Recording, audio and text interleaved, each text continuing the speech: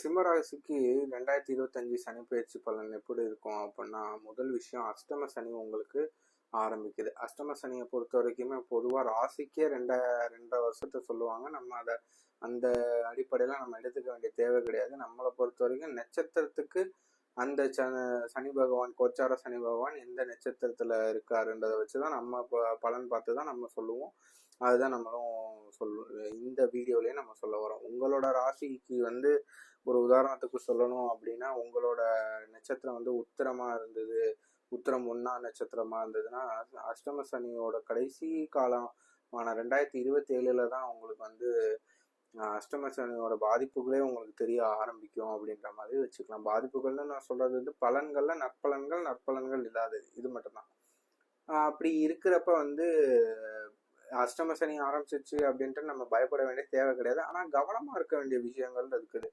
குறிப்பிட்டு சொல்லணும் அப்படின்னா, கணவன் மனைவியா இருந்தா கணவன் மனைவியோட மன சங்கடங்கள் வர்றதுக்கான வாய்ப்புகளை இது கொடுக்கலாம். அந்த விஷயங்கள்ல கவனமா இருக்கிறது ரொம்பவே நல்லது. தொழில் சம்பந்தப்பட்ட விஷயங்கள்ல இடமாற்றங்கள் கண்டிப்பா வந்தே தீரும். அதுல நம்ம எந்த அளவுக்கு நம்ம அந்த இடமாற்றத்தை ஏற்றுக்கிறோமோ அது சார்ந்த விஷயங்களால ஜாதகருக்கு ஒரு நற்பலன்களும் நன்மைகளும் கிடைக்கும்ன்றதுல மாற்று கருத்து கிடையாது. இந்த அஷ்டம சனியை பொறுத்த வரைக்குமே ராசிக்கு 2ஆம் இடம், 5ஆம் இடம், 10ஆம் இடத்தோட தொடர்பு கொள்றாரு அப்படின்றப்ப இந்த 3 பாவகமே ஜாதகருக்கு நேரடியான மிக பாவங்களா வரும். என்ன அப்படின்னு பாக்குறப்ப ஒரு பூர்வீகம், தொழில், அப்புறம் குடும்பஸ்தானத்தெல்லாம் அதாவது முதன்மை காரகங்களா நம்ம எடுத்து பாக்குறப்ப இன்னும் நிறைய காரகங்கள் இருக்குது. இதுல முதன்மை காரகங்கள்லாம் நம்ம எடுத்து பாக்குறப்ப இந்த 3 பாவங்களுமே அஷ்டம சனி பகவான் தொடர்பு கொள்வார்ன்றப்ப அதுல நீங்க முழு கவனம் கொடுக்கணும். அந்த விஷயங்களுக்கு எந்த விதத்திலையும் உங்களோட கவனக்குறைவு ஒரு பாதிப்பை கொடுக்கும்ன்றதுல மாற்றுக்கிறதே கிடையாது.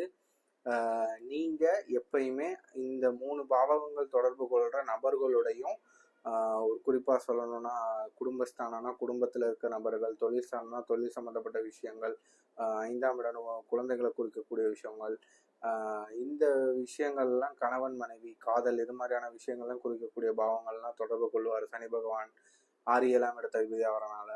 அதனால இந்த விஷயங்கள்ல சிம்மராசிக்காரங்க ரொம்பவே கவனமா இருக்கணும்ன்றதுல மாற்றுக்கருத்து கிடையாது.